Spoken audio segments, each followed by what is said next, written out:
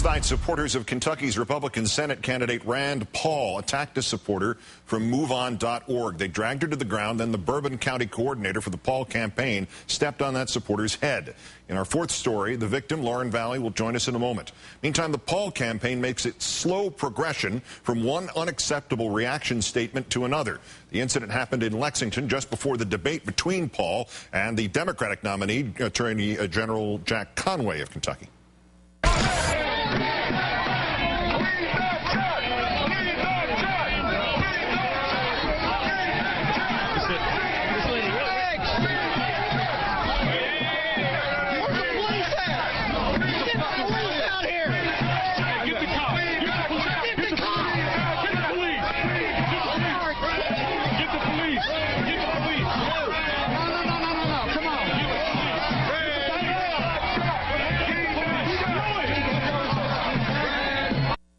Today, Tim Proffitt, the Bourbon County campaign coordinator for Paul, admitted that he was the man who stomped on Ms. Valley's head. His non-apology via the Associated Press includes this, quote, "I'm sorry that it came to that, and I apologize if it appeared overly forceful, but I was concerned about Rand's safety." Mr. Proffitt also said that the camera angle made the incident appear worse than it was, and he criticized the police for not stepping in. Police have now issued a criminal summons for Mr. Proffitt to appear in court, where a judge will decide if charges are warranted. The second attacker, the one most responsible for wrestling Ms. Valley to the ground, has been identified on the blogosphere, but we're awaiting formal confirmation of his identity. But back to Mr. Proffitt, who was so central to the Paul camp that it touted his endorsement at the bottom of an ad the campaign took out in a Bourbon County paper, which appeared today. And the Paul campaign's first statement on the matter shortly after midnight tried to blame both sides. It reads in part, "We understand that there was an altercation outside of the debate between supporters of both sides, and that is incredibly unfortunate." Speaking for himself today, Mr. Paul did not fare much better. What was your reaction that, folks who were wearing Rand Paul T-shirts and hats treated this woman this way? Well, we want everybody to be civil. We want this issue, the campaign, to be about issues.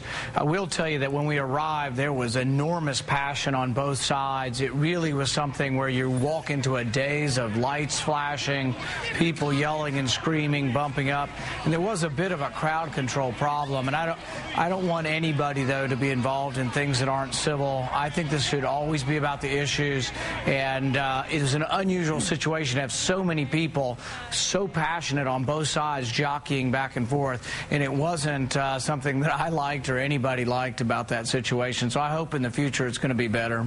The Paul campaign released yet another statement this afternoon. The campaign, quote, "is extremely disappointed in and condemns the action of a supporter. The Paul campaign has disassociated itself with the volunteer and once again urges all activists on both sides to remember that their political passions should never manifest themselves in physical altercations of any kind." Joining me now, as promised, Lauren Valley of MoveOn.org. Thanks for your time tonight, Lauren. Thanks for having me, Keith. How are you feeling? I'm pretty sore, but I still have a little headache. I'm doing okay, though. Tell us what you were trying to do before what was captured on videotape, and then what happened. Sure. I've been in Kentucky for the past 2 weeks working on a project, on a MoveOn project called Republic Corp, which is a conglomeration between, a fictional conglomeration between the Republican Party and corporate America, and I actually should say satirical because it's not really fictional. And the conglomeration is formed by the merger, the official merger between the Republican Party and corporate America. So I've been in Kentucky running events as a Republic Corp executive. We were at a previous debate. I've been in town raising awareness about the Citizens United decision and how that's impacted corporate spending in this election cycle, particularly in Kentucky. So what was happening just before the videotape? You were trying to do what as you moved into that crowd? Well, just before the tape, I was identified by the Rand Paul campaign because they've seen me around town at these events, and they realized that they know me because of my work and they don't support it, and so they actually formed a blockade around me once they realized that I was there. And as Rand's car pulls up, they step in front of me and start to block me, and so I stepped off the curb to try and get around them, and at that point they pursued me around the car, chased me around the car, and what you see in the video is when I'm in the front of the car, and that's when I'm pulled down, and then my head is stomped on. So you were not mistaken for some sort of threat to Mr. Paul's safety? Before the tape rolls, they know who you are and what you're trying to do? Yeah, it was premeditated. My partner, Alex, who was with me, heard them behind us say, "We're here to do crowd control, and we might have to take someone out." No. Well, also the police report afterwards did confirm that there's no justification for what the supporters did. The wig was because of what? Why were you wearing the wig? Part of our tactic with Republic Corp is to be Republic Corp executives, and so I've been in costume all week. We film videos, and we do events in character. So I've been in different characters all week for the past 2 weeks. So that was me being a Republic Corp executive. Why do we hear on that tape Paul supporters and this Mr. Prophet calling for the police? I think it's because I'm being tackled to the ground.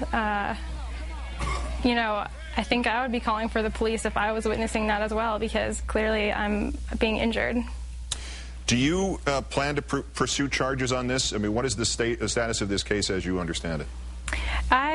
We are proceeding with a legal process.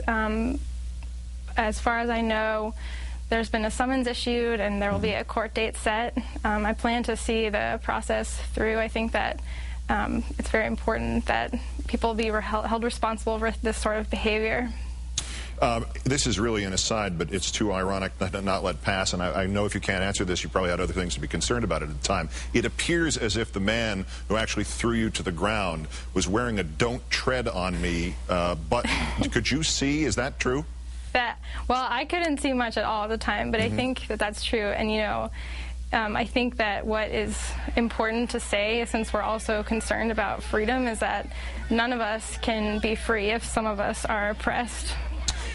The Paul campaign, Mr. Paul today himself, in that really inarticulate statement, have implied that you or other so-called activists have done something wrong here. How do you respond to that? You know, they're really concerned with the Constitution, and my First Amendment right is freedom of speech, and that's exactly what I was exercising. I was there with a sign, and simply wanted to have that sign be seen, just like the hundreds of other people that were at the event. So I can't really see anything wrong with that. All right, so that brings us to a concluding question. You were not trying to hand anything to Rand Paul. You were not trying to get to Rand Paul. You just wanted to hold up a sign? No, I just wanted him to see it. You know, part of what we do is get the Republic Corp logo in the same shot as our employees. I was holding an Employee of the Month award as Rand is on Republic Corp's staff as part of our satire, and so I was interested in him seeing it and getting a shot, but I certainly had no intention of harming him, contacting him at all. Lauren Valley, move on. We're glad that you're okay, relatively speaking, and thanks greatly for your time tonight. Thank you so much, Keith.